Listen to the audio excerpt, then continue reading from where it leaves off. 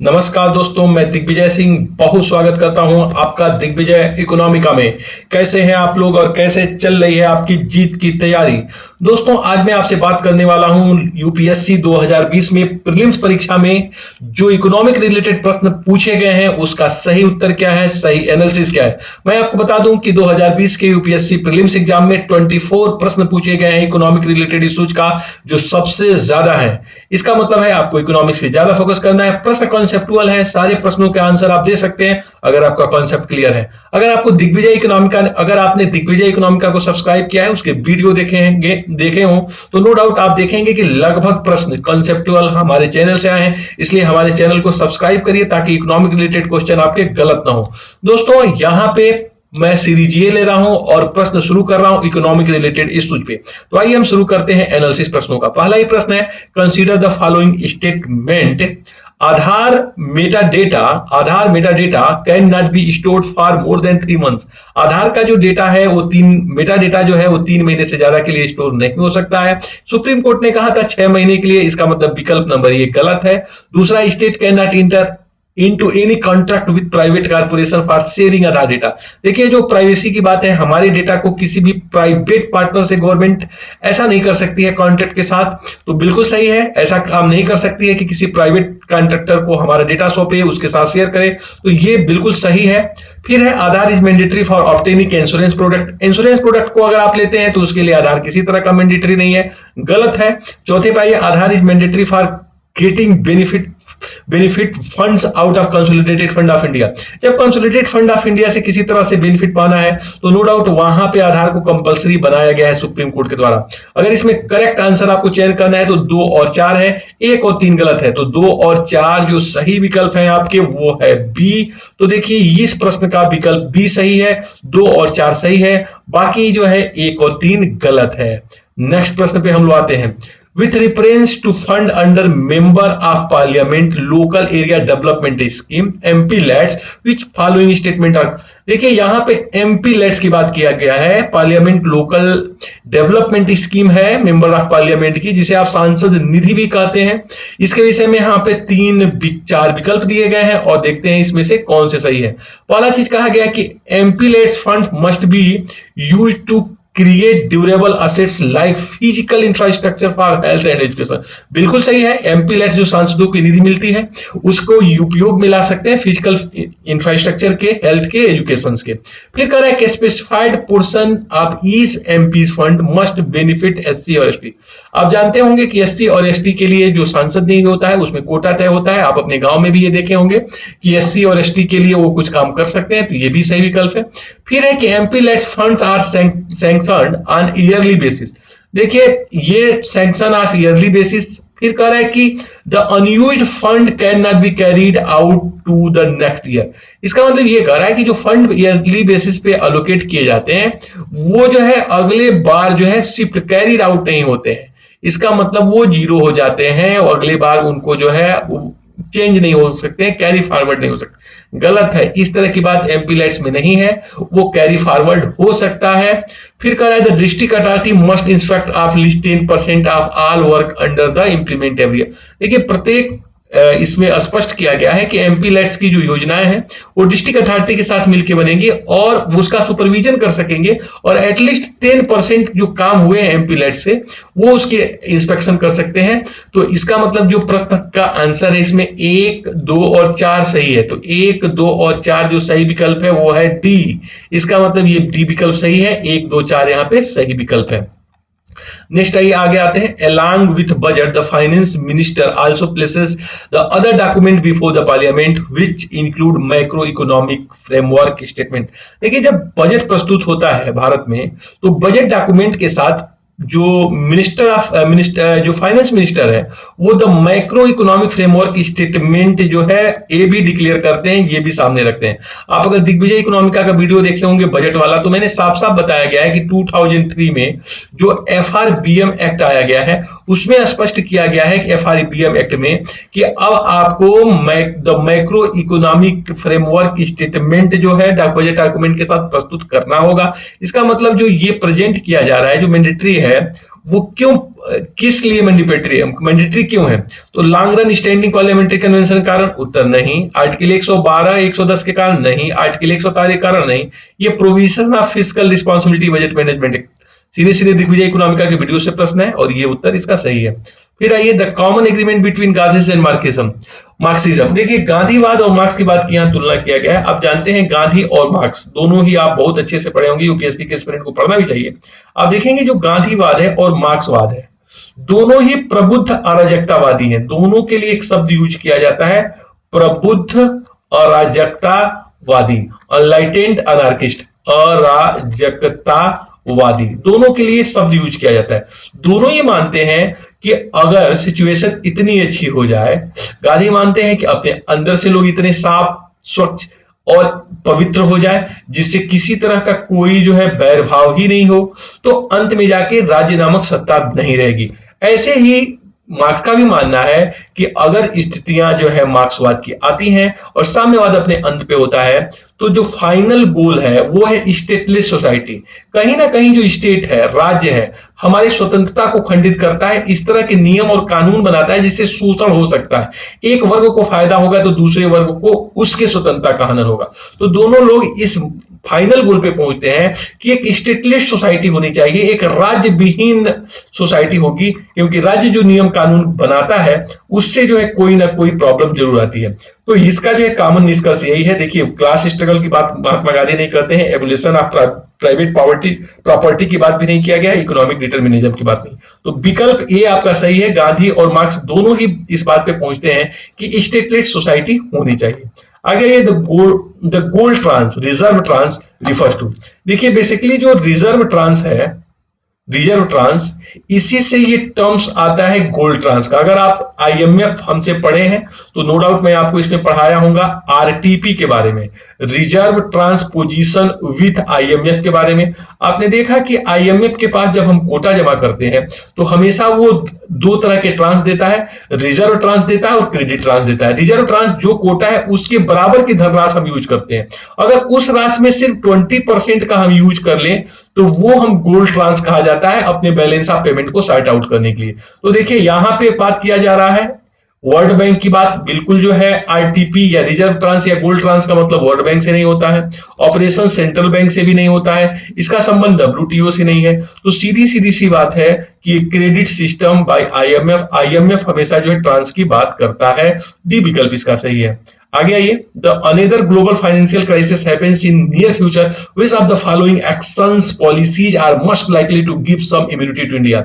आने वाले समय में कोई इसी तरह की फाइनेंशियल क्राइसिस आ जाती है तो कौन सी ऐसी चीजें हैं जो इंडिया को इम्यूनिटी प्रदान करेगी? तो देखिए यहां पे क्या है, जरा विकल्प नंबर 1 2 3 हम लोग पढ़ते हैं। पहला है कि not depending on short term foreign loan. देखिए अगर शॉर्ट टर्म फॉरेन बोरोइंग आप करिएगा तो उसका ब्याज बहुत ज्यादा होता है और आप उसको बहुत ही कम समय में, शॉर्ट रन में आप उसको वापस करना होता है। तो शॉर्ट रन में 2-3 साल में, 1-2 साल में वापस करिएगा तो आपकी स्थिति बिल्कुल खराब होती चली जाएगी। तो ये जो है लाइकली टू इम्यूनिटी, ये आपको किसी तरह से इम्यूनिटी प्रोवाइड जो है, बिल्कुल जब नॉट डिपेंडिंग की बात कर रहा है तो ये इम्यूनिटी प्रोवाइड करेगा, क्योंकि सब ध्यान नॉट देखिए बहुत इंपॉर्टेंट है, नॉट डिपेंडिंग, इनके ऊपर हमको डिपेंड नहीं करना चाहिए। तो ये बिल्कुल सही आंसर है। इसको मैं इरेज कर दूं, यहां पे इरेज करने का मतलब ये है कि ये बिल्कुल जो है सही बात है, ये जो है बिल्कुल सही बात है। देखिए यहाँ पे यही चीज बहुत इंपॉर्टेंट है कि यहाँ पे नॉट देखना बहुत इंपॉर्टेंट है, नॉट डिपेंडिंग, आप डिपेंड नहीं हो सकते। फिर opening up more foreign bank, देखिए अगर आप फॉरेन बैंक खोलिएगा तो आपके रिसोर्सेज को, आपके जो है धन को बाहर लेके जाएंगे, स्थिति और खराब कर देंगे। मेंटेनिंग फुल अकाउंट कन्वर्टिबिलिटी, जब भी क्राइसिस की बात आती है तो फुल अकाउंट कन्वर्टिबिलिटी नहीं की जा सकती है, क्योंकि फुल अकाउंट कन्वर्टिबिलिटी में जो यहाँ का कैपिटल है, यहाँ के जो उद्योगपति हैं वो अपने धन को यहां से निकाल के बाहर लेके जाएंगे। तो जितना यहां से डॉलर बाहर जाएगा उतनी आपकी प्रॉब्लम बढ़ती जाएगी। तो सिर्फ एक नंबर का विकल्प सही है और ये विकल्प होगा सिर्फ ए, ओनली वन, ये सही होगा, बाकी के दोनों गलत हैं। आगे प्रश्न पे आइए विचार करते हैं। दिग्विजय इकोनॉमिक्स का से सीधे सीधे ये प्रश्न पूछा गया है, if you withdraw 1 lakh in cash from your demand deposit account at your bank, the immediate effect of the aggregate money supply in देखना। देखिए जब हम एग्रीगेट मनी सप्लाई की बात करेंगे तो जाकर हमारा वीडियो देखिएगा, उसका मतलब यहाँ M3 से बात किया जा रहा है। वो पूछा जा रहा है कि अगर आप 1 लाख रुपए कैश निकालते हैं अपने डिमांड डिपॉजिट से, यहां मतलब आप ये भी समझिए, डिमांड डिपॉजिट का मेन मतलब होता है कि पेएबल ऑन डिमांड, ऐसी चीजें जो मांगे जाने पे देय हो, पेएबल ऑन डिमांड हो, जिसे मांगा जाए और जो मिल जाए। देखिए इसका मतलब दो ही चीजें होता है, या तो वो करेंट अकाउंट है या फिर वो सेविंग अकाउंट है। इसका मतलब करेंट या सेविंग अकाउंट से किसी ने 1 लाख रुपए निकाले हैं तो M3 के ऊपर क्या प्रभाव पड़ेगा। आप अगर वीडियो को देखे होंगे मेरा, तो मैंने आपसे बताया था M3 का मतलब होता है M1 plus plus term deposit with commercial banking. अब जरा दोस्तों देखिए यहां पे M1 इसमें जुड़ा ही हुआ है। M1 का मतलब होता है CC plus DD plus OD। इसका मतलब डिमांड डिपॉजिट इसका पार्ट है M1 का। जब डिमांड डिपॉजिट M3 का पार्ट है तो इसमें से आप निकालेंगे तो कोई फर्क नहीं पड़ेगा, क्योंकि ये पहले से ही मनी सप्लाई के पार्ट होते हैं डिमांड डिपॉजिट। इसका मतलब ये है, ये आंसर सही है कि ये किसी तरह के प्रभाव नहीं डालेंगे, ना तो ये घटेगा ना तो ये बढ़ेगा, ना ये 1 लाख से ज्यादा बढ़ेगा। पहले ही मैंने आपको बताया कि चूंकि M3 में M1 पहले से जुड़ा है और उसके साथ इसमें term deposit with commercial banking है, तो जब M1 में पहले ही CC है प्लस DD है प्लस OD है, तो जब इसमें DD है ही है तो इसका मतलब डिमांड डिपॉजिट है, चाहे उसे आप कैश में आप यहां कन्वर्ट करो या वो DD, वो हमेशा M3 का पार्ट है, तो इसका मतलब कोई नहीं है, ये होगा लीव अनचेंज। इसका आंसर ये आप टिक करिए, डी नंबर का विकल्प बिल्कुल सही है। फिर यहाँ पे देखिए बात किया गया with reference of foreign direct investment in India which one of the following is considered major characteristic. FDI के बारे में मेजर कैरेक्टरिस्टिक्स क्या है, वाला कहा है it is the investment through capital instrument essentially in listed company. जब listed company में आप इन्वेस्टमेंट करते हैं दोस्तों तो वह एफडीआई नहीं होता है, वो एफपीआई होता है, फॉरेन पोर्टफोलियो इन्वेस्टमेंट। इसका मतलब ये गलत हो गया। It is largely non debt creating capital flow. देखिए जब हम एफडीआई की बात करते हैं तो वो हमारे ऊपर किसी तरह का डेट का क्रिएशन नहीं करता है। जैसे मान लीजिए कि मैं एग्जांपल दे रहा हूं मैगडी का, मैगडी का जो है एग्जांपल एफडीआई का है। आपके वहां पेप्सी का, कोका कोला का, ये एग्जांपल जो है प्यूमा का, रिबॉक का, एडिडास का, ये सारे एग्जांपल एफडीआई के हैं। दोस्तों ये लोग हमारे वहां डेट ऋण नहीं देते हैं, बेसिकली वो हमारे वहां इन्वेस्टमेंट करते हैं ताकि जो इकोनॉमी की में इफिशियंसी है, जो अपॉर्चुनिटी है, उससे फायदा कमाया जाए, बेनिफिट क्रिएट करना चाहते हैं।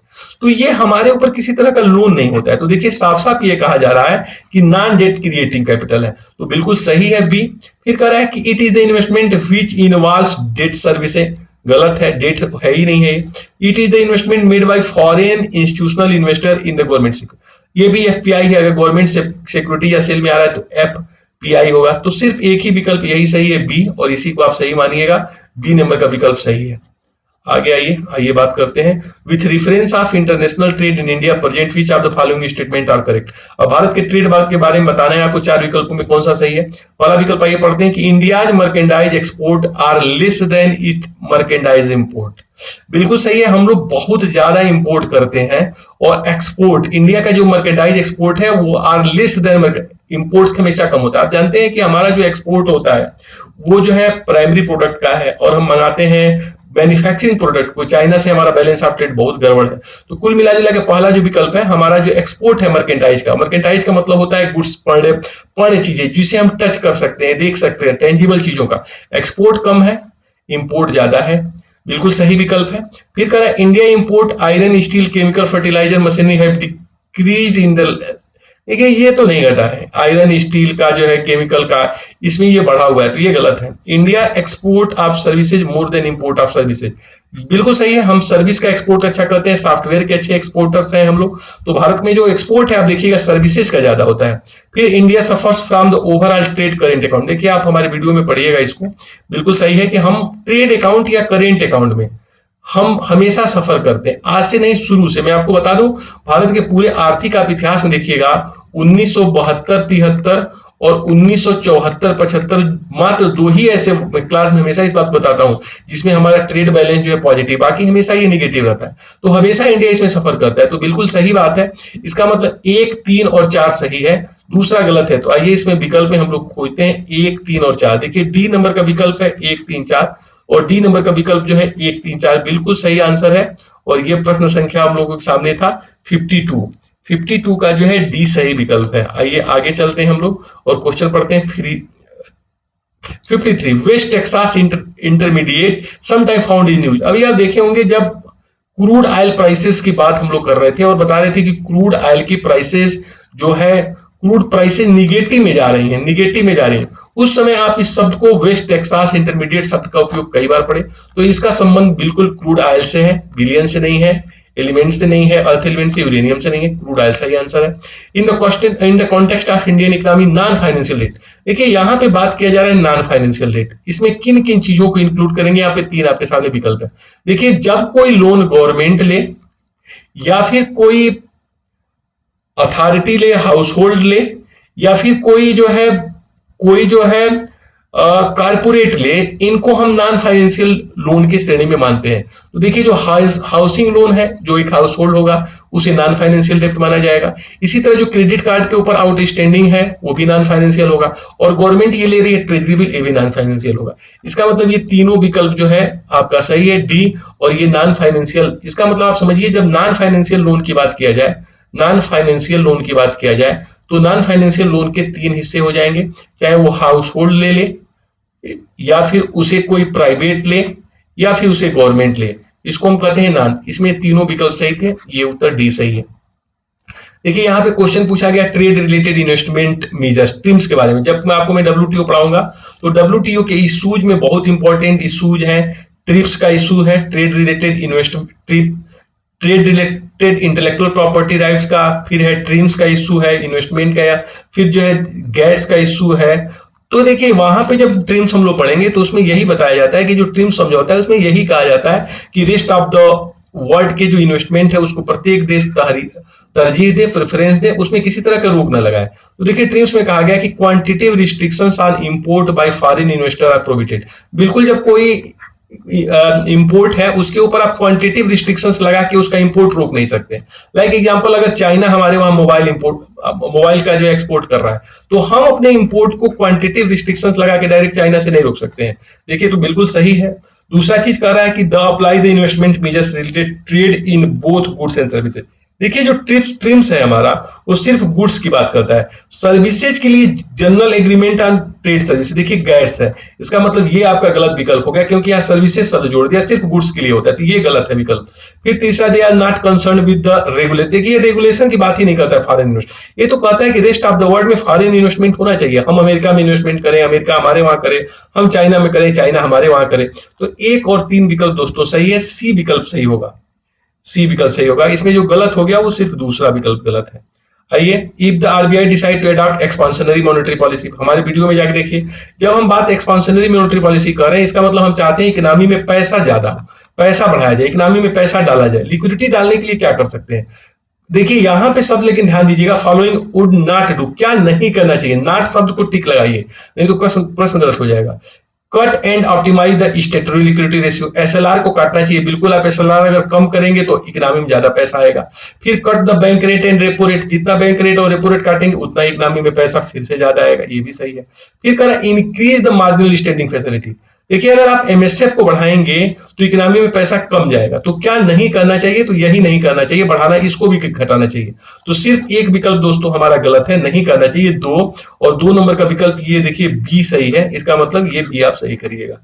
नीचे आइए फिर से हम बात करते हैं, with reference of Indian economy after 91 economic liberalisation consider the following statement. Worker productivity, देखिए पर वर्कर 2004-5 के प्राइसेस कहा जा रहा है कि increase in urban area while decrease, गलत बात है, रूरल एरिया में इंक्रीज हुआ है, तो इसका मतलब ये गलत है, ये रूरल एरिया में डिक्रीज की बात कर रहा है। The percentage share of rural areas in workforce steadily increase, नहीं देखिए ये भी बढ़ा नहीं है, जो रूरल एरिया में जो वर्कफोर्स है वो बढ़ा नहीं है, बेसिकली पलायन हुआ है, शहरों में लोग आए हैं, ये घटा है।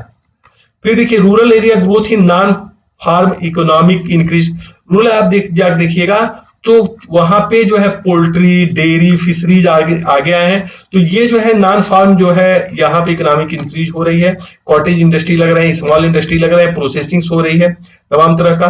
The growth rate in the rural employment decrease, घटा है, बिल्कुल सही बात है। तो 3 और 4 देखिए इसके सही विकल्प है आपके सामने। तो बी हमारा सही है विकल्प यहाँ पे 3 और 4 के रूप में। फिर आगे आई हम बात करते हैं कि in terms of short term credit delivery in agriculture sector, जो शॉर्ट टर्म क्रेडिट डिलीवरी होती है एग्रीकल्चर सेक्टर में, वो डिस्ट्रिक्ट सेंट्रल कोऑपरेटिव, जो कोऑपरेटिव बैंक होते हैं आप जानते हैं इनका जो स्ट्रक्चर आप पढ़े होंगे, तो जो district central cooperative delivered more credit in comparison to schedule, का गलत बात है। देखिए शेड्यूल्ड कमर्शियल बैंक और जो रीजनल रूरल बैंक है वो एग्रीकल्चर को शॉर्ट टर्म लोन हमेशा जो है कोऑपरेटिव सोसाइटी से ज्यादा दिए हुए। तो यहाँ पे ये तो पहले ही गलत हो गया, ये कह रहा है कि वही ज्यादा दिए कोऑपरेटिव बैंक ज्यादा नहीं दिया है, तो ये गलत हो गया। One of the most important function of DCCB the provide fund to the primary agriculture sector, जो एग्रीकल्चर क्रेडिट सोसाइटी है उनको सीधे सीधे जो है हमारा जो डिस्ट्रिक्ट सेंट्रल कोऑपरेटिव बैंक उनको लोन देता है। तो बिल्कुल सही है, दूसरा सही है। तो सिर्फ यहाँ 2 आंसर सही है दोस्तों, बाकी गलत निकल आएंगे आपके। फिर आइए 61 पे आइए, in India the following consider the public investment. देखिए प्रश्न बहुत शानदार है, एग्रीकल्चर में पब्लिक इन्वेस्टमेंट क्या चीज है। देखिए इन्वेस्टमेंट का मतलब ये होता है कि वहां से रिटर्न्स प्राप्त हो, गवर्नमेंट अगर इन्वेस्टमेंट कर रही है तो वहां क्या बेनिफिट हो रहा है, किस तरीके से इनकम में सुधार हो रहा है, किस तरह इनकम बढ़ रही है एग्रीकल्चर में। पहला देखिए fixing minimum support price for agriculture produce all crop, अगर आप कितना भी पैसा खर्च करिए एमएसपी पे, उससे एग्रीकल्चर प्रोडक्टिविटी कौन सी बढ़ेगी, कौन से उससे इनकम बढ़ेगा, उससे कौन सा रिटर्न्स बढ़ेगा। ये इन्वेस्टमेंट का मतलब होता है कि इकोनॉमी में मशीनरी लगाना, इक्विपमेंट्स लगाना, टूल्स लगाना, ऐसा कुछ नहीं हुआ है, इसलिए पहला गलत हो गया। अब देखिए यहाँ पे टूल्स की बात की गई है, computerisation of primary agriculture credit society, जब यहाँ पे आप मशीनीकरण की बात करेंगे टूल्स की बात, तो इन्वेस्टमेंट होगा, ये बिल्कुल इन्वेस्टमेंट है। सोशल कैपिटल डेवलपमेंट अगर आप कहेंगे तो सोशल कैपिटल डेवलपमेंट में सामाजिक पूंजी का मतलब अगर आधारभूत संरचना का विकास करते हैं इंफ्रास्ट्रक्चर, तो बिल्कुल इन्वेस्टमेंट माना जाएगा। अब देखिए फिर फ्री इलेक्ट्रिसिटी आप देंगे तो इसमें कौन सा आपको इन्वेस्टमेंट से फायदा मिल रहा है, कोई फायदा नहीं है, इससे किसी तरह का जो है मशीनीकरण नहीं हो रहा है, तो ये भी गलत हो गया। फिर विवर टू एग्रीकल्चर लोन, अगर आप 1 लाख करोड़ रुपए 10,000 करोड़ रुपए अगर एग्रीकल्चर लोन माफ करिए तो क्या इससे इन्वेस्टमेंट मानेंगे, बिल्कुल इन्वेस्टमेंट नहीं मानेंगे। Setting up cold storage facility बिल्कुल है, अगर आप ऐसा कोई काम करिए जहां एग्रीकल्चरल प्रोडक्टिविटी सीधे सीधे बढ़ जाए, इनकम जनरेशन पावर फार्मर्स की बढ़ जाए, तो उसको आप मानेंगे इन्वेस्टमेंट। तो सिर्फ 2, 3 और 6 विकल्प सही है। तो आइए खोजते हैं 2, 3 और 6, देखिए मिल गया 2, 3 और 6, सिर्फ सी सही है। बाकी यही ध्यान दीजिए कि गवर्नमेंट फ्री में कुछ भी यहाँ पे कर ले, इन्वेस्टमेंट नहीं माना जाएगा जब तक उससे रिटर्न्स न मिले। यहाँ पे देखिए what is the importance of term interest coverage. देखिए आजकल जो फर्में लोन लेती हैं तो बेसिकली उस लोन को कितने अच्छे से रिपे कर पाएंगी, उसके लिए इंटरेस्ट वो कवरेज रेशियो को ध्यान में रखती हैं। It help to understand the present risk of for the bank.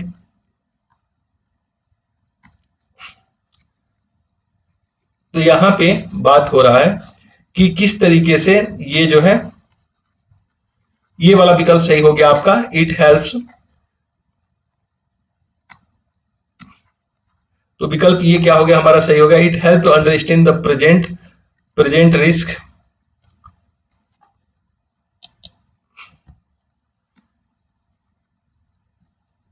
Okay तो ये हमारा प्रश्न सही हो गया कि ये सही है, पहला इसमें विकल्प सही हो गया। It help to evaluate the emerging risk from bank to going up the गिम लोन, ये भी सही है, दोनों सही है।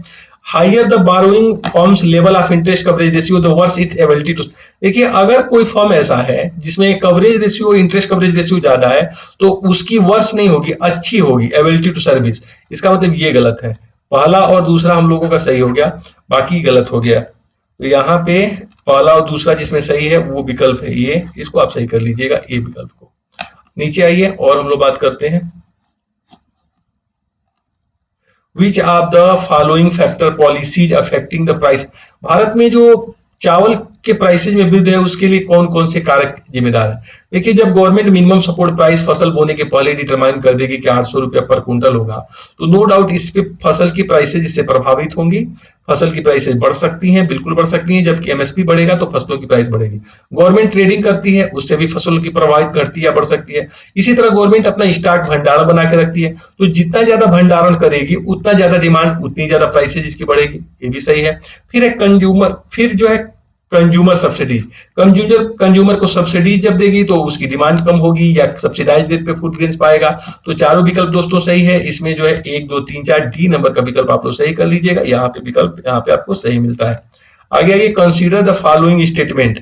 The value of Indo Sri Lanka trade has consistent consistently increase in the last decade. देखिए लास्ट ईयर में भारत और श्रीलंका के बीच फ्री ट्रेड एरिया लागू हुआ, लेकिन फ्री ट्रेड एरिया लागू होने के बाद भी ये कांस्टेंट इंक्रीज नहीं हुआ है, बीच में 2-3 साल घटा है, अभी हमने डेटा देखा, तो इसका मतलब ये कॉन्स्टेंटली जो शब्द है इसकी वजह से ये गलत हो रहा है, बाकी ये वैल्यू वैल्यू इसका काफी वैल्यूम बढ़ा हुआ है।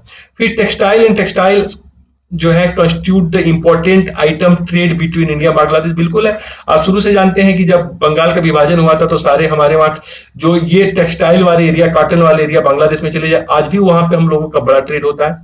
फिर in last 5 year Nepal has been the largest trading partner India South Asia में। नेपाल कहां से हमारा बड़ा ट्रेडिंग पार्टनर हो गया, तो इसमें जो विकल्प होगा सिर्फ 2 सही होगा दोस्तों, सिर्फ 2 नंबर का विकल्प सही है, बाकी पहला भी गलत हो गया, तीसरा भी गलत हो गया। फिर आगे आइए नेक्स्ट आइए हम लोग बात करते हैं, in which of following groups are 4 countries member. G20 का है, देखिए Argentina, Mexico, South Africa and तुर्की, बिल्कुल सही आंसर है, ये विकल्प सही हो जाएगा आपका। फिर आइए under the Kisan credit card scheme, Kisan credit card scheme के विषय में बात कर रहे हैं। Short term credit support to given to farmers which the following purpose, working capital for maintenance farm assets, working capital कार्यशील पूंजी प्रदान करता है, बिल्कुल आप जानते होंगे किसान क्रेडिट कार्ड के द्वारा ये हो सकता है। Purchase of combine harvester and tractor, देखिए ये जो है किसान क्रेडिट कार्ड आप लोग बिल्कुल जो है जानते होंगे, गांव से अगर संबंधित थोड़ा भी है, कि किसान क्रेडिट कार्ड की इतनी लिमिट नहीं होती है कि आप हार्वेस्टर और ट्रैक्टर उससे मिनी ट्रक खरीद लें। इसी तरह देखिए consumption requirement of farm household, बिल्कुल कंजम्पशन रिक्वायरमेंट के लिए है। पोस्ट हार्वेस्ट एक्सपेंसेज के लिए है। फिर कंस्ट्रक्शन ऑफ फैमिली हाउस इसे आप कैसे बना सकते हैं और कोल्ड स्टोरेज नहीं बना सकते हैं, बिल्कुल नहीं बना सकते हैं। तो विकल्प हमारा हो गया 1, 3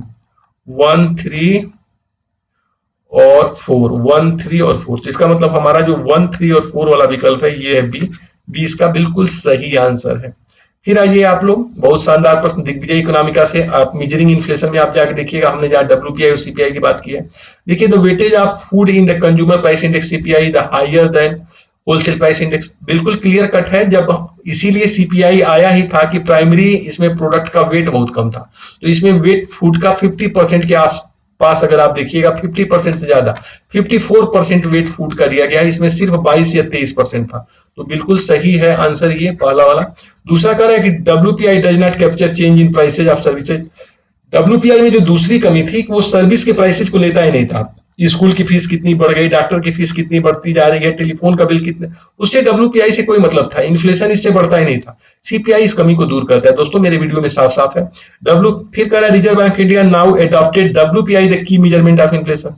देखिए दोस्तों अभी आपको मैं उस वीडियो में बहुत अच्छे से बताया हूं कि अब WPI जो RBI है वो WPI को की मेजरमेंट नहीं मानता है, अब CPI कंबाइंड को, कंबाइंड का मतलब है वहां पे मैंने आपसे बताया है कि CPI R plus you, rural plus urban को ये इंपॉर्टेंट मानता है और इसी के आधार पे इन्फ्लेशन मेजर कर रहा है। तो इसका मतलब पहला और दूसरा जो है आपका, पहला और दूसरा आपका सही हो गया और तीसरा आपका विकल्प गलत हो गया।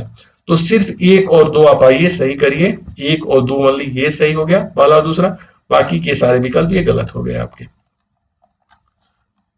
आ गया ये प्रश्न, इन द केस ऑफ आज सभी फसलों, दालों और oil seed the procurement and minimum support price is unlimited. देखिए जो दालों के संदर्भ में और ऑयल सीड के संदर्भ में MSP अनलिमिटेड नहीं है, गवर्नमेंट जो है लिमिट लगाती है। एक तो सभी फसलों के लिए है ही नहीं है, 23 फसलों के लिए आप जानते हैं उसमें दाल तिलहन सब जो है इसमें दलहन सब मिला के है, बाकी जो है इस पे एक लिमिट है, तो ये प्रश्न आपका ऊपर वाला गलत है आपका। फिर in the case of cereals and pulses the MSP is fixed in state at level at which market price is neighbour. देखिए ये कह रहे हैं कि जो दाल है या फिर जो अनाज है उसमें MSP जो फिक्स होगा राज्यों में या यूनियन टेरिटरी में, वो कभी भी मार्केट प्राइस उस पर नहीं पहुंच पाता। कई बार ऐसा हुआ है कि MSP 1700 है और मार्केट प्राइस जो 1800 गया, कई बार ऐसे हुआ है। और मैं आपको वीडियो में बताया भी हूं कि डुअल प्राइसिंग की बात की गई थी, और डुअल प्राइसिंग में यही था कि गवर्नमेंट ने MSP के ऊपर से बोनस दिया था। इसका मतलब ये हमेशा हो जाता है, इसमें कोई बड़ी बात नहीं है कि कभी नहीं पहुंचेगी। यहां भी ये गलत है, ये भी गलत और ये भी गलत, नाइदर 1 नाइट 2 का विकल्प अगर दिया हो तो ऐसे, हाँ इसका मतलब डी विकल्प ही है, दोनों विकल्प यहाँ गलत हो गए दोस्तों।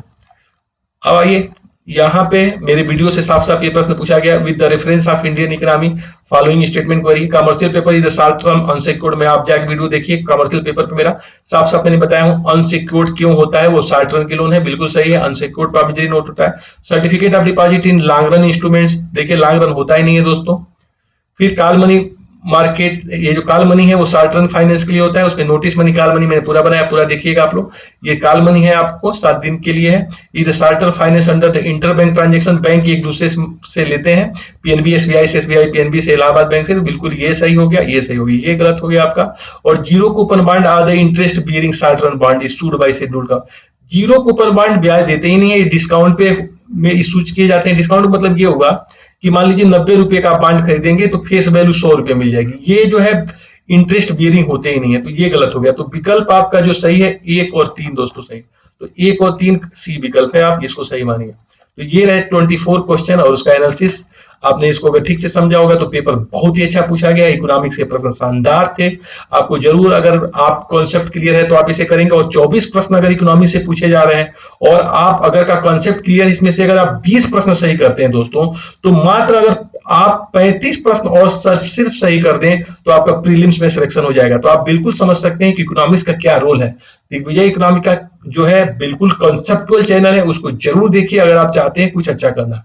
तो दोस्तों अपने जीवन में हमेशा अच्छा करिए, हमेशा अपना उत्साह बनाए रखिए। अगर आप मेहनत करेंगे तो उस महान लक्ष्य तक जरूर पहुंचेंगे जहां आप पहुंचना चाहते हैं। तो thank you so much for watching Digvijay Economica. God bless you dear friends.